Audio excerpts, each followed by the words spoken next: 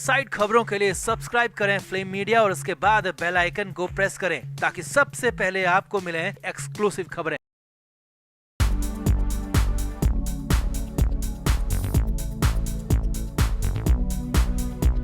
महाराष्ट्र की सियासत से जुड़ी बड़ी खबर है, नई खबर, और इतनी बड़ी खबर है कि महाराष्ट्र में नया भूचाल आ सकता है, नया खेल होने की संभावना जताई जा रही है। यहाँ पर एक बहुत बड़े इंडस्ट्रियलिस्ट, एक बड़े उद्योगपति के इशारे पर बहुत बड़ा और नया वाला खेल हो रहा है। अचानक उद्धव ठाकरे के घर पर मीटिंग होने लगी और अचानक बड़ा उलटफेर तक की खबर आ गई है। अब तो क्या वाकई में उद्धव ठाकरे ने बर्बादी की राह पकड़ ली है या फिर अचानक से कुछ नया हुआ है? क्या उद्धव ठाकरे को नया सूरज दिख गया, नई चमक दिख गई है? तो क्या ऐसा अचानक हो गया, क्यों ऐसा हो गया, सब कुछ आपको दिखाते हैं, बताते हैं कि किस उद्योगपति के इशारे पर ये मीटिंग हुई और क्या होने जा रहा है। बड़ा खेल आपको बताएंगे। आप इस वीडियो को शेयर करें और कमेंट बॉक्स में अपनी राय जरूर दें कि क्या उद्धव ठाकरे अब सही ट्रैक पर हैं या फिर अभी भी उद्धव ठाकरे अपने ट्रैक से भटक रहे हैं। आप भी कमेंट जरूर करें।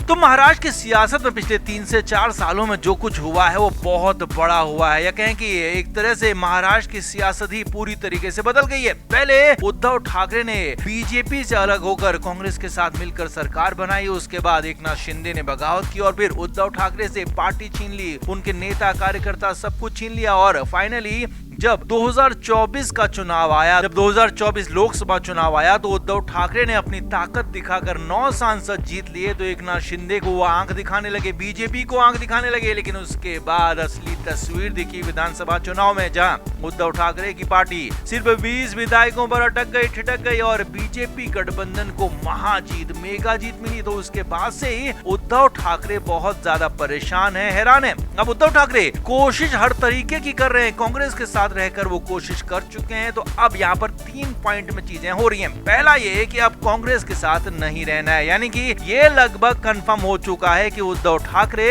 अब कांग्रेस के साथ नहीं रहेंगे और इतना कंफर्म है वो महाविकास अघाड़ी से बाहर हो जाएंगे। ये बात लगभग साफ हो चुकी है, हालांकि ऐलान अभी हुआ नहीं है, लेकिन हाँ, महाविकास अघाड़ी से अलग होने की बात, अलग होने का ऐलान बीएमसी चुनाव के वक्त हो सकता है। अब दूसरी कंडीशन ये है कि क्या उद्धव ठाकरे बीजेपी के साथ जाएंगे? तो ऐसा लग रहा था, लेकिन फिलहाल इसमें भी ट्विस्ट आ गया, नया टर्न आ गया है और बड़ी खबर यह है कि अब ऐसा फिलहाल नहीं होने जा रहा है और कम से कम बीएमसी चुनाव में तो बिल्कुल नहीं। बीएमसी चुनाव में उद्धव ठाकरे की पार्टी नया खेल करने जा रही है और इसके लिए एक बड़े इंडस्ट्रियलिस्ट ने, बड़े उद्योगपति ने एक बड़ा बीड़ा यहाँ पर उठाया। कहें कि उद्धव ठाकरे से बातचीत किया और वो बीड़ा है एक ही राजनीतिक परिवार से जुड़े लेकिन अब प्रतिद्वंदी बन चुके 2 लोगों को एक साथ लाने का, एक मंच पर लाने का बीड़ा उठाया गया और ये दोनों है उद्धव ठाकरे और राज ठाकरे। जी हाँ, सही सुन रहे हैं आप, उद्धव ठाकरे और राज ठाकरे की पार्टी एक हो सकती है। बहुत बड़ी खबर आपको बता रहे हैं, इन दोनों ही पार्टियों का विलय हो सकता है। हालांकि नई पार्टी का विलय के बाद नाम क्या होगा, किस तरह से होगा, ये सब कुछ अभी सामने आना बाकी है। लेकिन हाँ, बड़ी खबर यही है कि उद्धव ठाकरे अपनी पार्टी का, उद्धव ठाकरे और राज ठाकरे की पार्टी में आपस में विलय हो सकता है, एक बड़ी पार्टी यहाँ पर बनाई जाएगी। हालांकि बीच में उद्धव ठाकरे की पत्नी रश्मि ठाकरे राज ठाकरे से बात करती हुई देखी गई थी, काफी कुछ बातचीत हुई थी और तब भी माना जा रहा था कि रश्मि ठाकरे कोशिश कर रहे हैं कि राज ठाकरे को साथ लाया जाए, एक मंच पर लाया जाए। तो इधर इस बीच एक बड़े मुंबई के बहुत बड़े उद्योगपति ने, उद्धव ठाकरे के वो करीबी माने जाते हैं, तो उन्होंने इस पहल को आगे बढ़ाया है। इस पहल में उद्धव ठाकरे से बात की है, राज ठाकरे से बात की, उद्धव ठाकरे के घर महातोशी में इसे लेकर बातचीत हुई है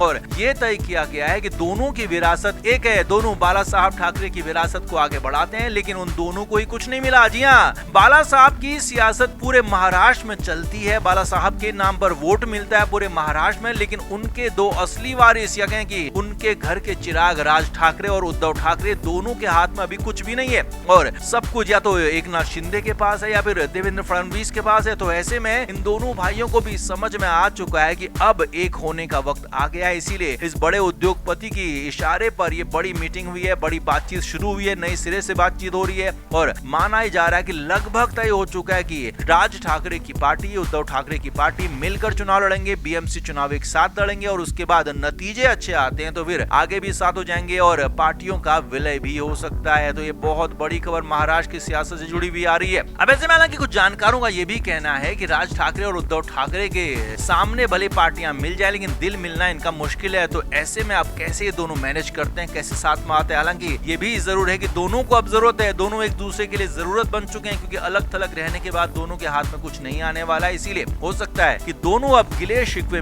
मिटाकर साथ में आ जाएं। तो आप क्या मानते हैं, क्या उद्धव ठाकरे और राज ठाकरे एक साथ आकर महाराष्ट्र की सियासत में कुछ बड़ा बदलाव कर सकते हैं, या फिर ये भी टाइट फेसी साबित होगा? आप क्या मानते हैं, कमेंट जरूर करें, वीडियो को शेयर भी करें।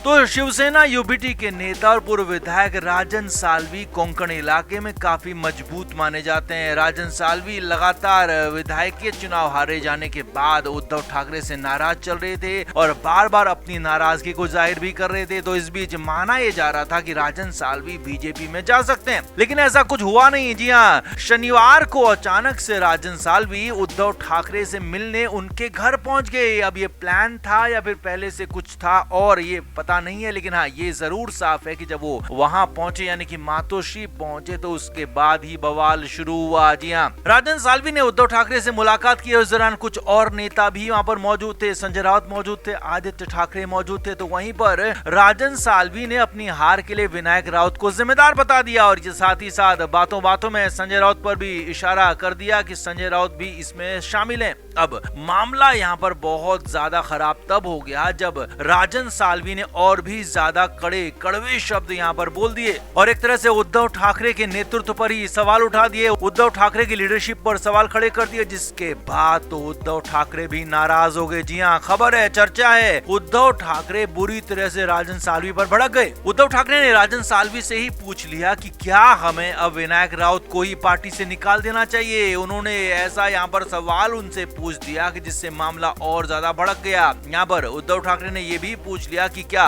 संजय राउत को निकाल दें पार्टी से। यही नहीं, उद्धव ठाकरे ने ये तक पूछ दिया कि राजन सालवी अगर आप बीजेपी के साथ जाना चाहते हैं तो जाएं, लेकिन यहाँ पर आकर ऐसे तमाशा ना करें। जी हाँ, ये सब कुछ अंदर हुआ, मातोश्री के अंदर हुआ। अब यहाँ पर हालात बहुत ज्यादा खराब हो गए और जैसे उद्धव ठाकरे ने अपनी बातें पूरी की तो संजय राउत वहां पर भड़क गए। मीटिंग में संजय राउत, मिलिंद नार्वेकर और अरविंद सावंत जैसे बड़े लोग और भी मौजूद थे। तो वहां पर संजय राउत बोलने लगे और तुरंत भड़क गए राजन सालवी पर। तो उसके बाद तो वहां पर मामला हाथापाई तक आ गया। अरविंद सावंत ने मामले को समझाया, मिलिंद नार्वेकर ने मामले को संभालने की कोशिश की, आदित्य ठाकरे भी मामले को संभालते रहे, लेकिन उद्धव ठाकरे खासे नाराज थे। संजय राउत भड़के हुए थे और राजन सालवी भी एकदम पूरी तरीके से यहाँ पर जोश में थे और लगातार बार बार यही बात कह रहे थे कि विनायक राउत की वजह से, संजय राउत की वजह से वो चुनाव हारे हैं, तो इनको यहाँ पर एक्शन लिया जाए। अब हालांकि एक्शन क्या हुआ क्या नहीं हुआ ये तो साफ नहीं है, लेकिन उद्धव ठाकरे ने ये जरूर राजन सालवी से कह दिया कि अगर आपको बीजेपी में जाना है तो जाएं, यहाँ आकर ऐसे हंगामा ना करें। हालांकि बाद में संजय राउत ने ये जरूर कहा कि प्रेस कॉन्फ्रेंस में आकर कि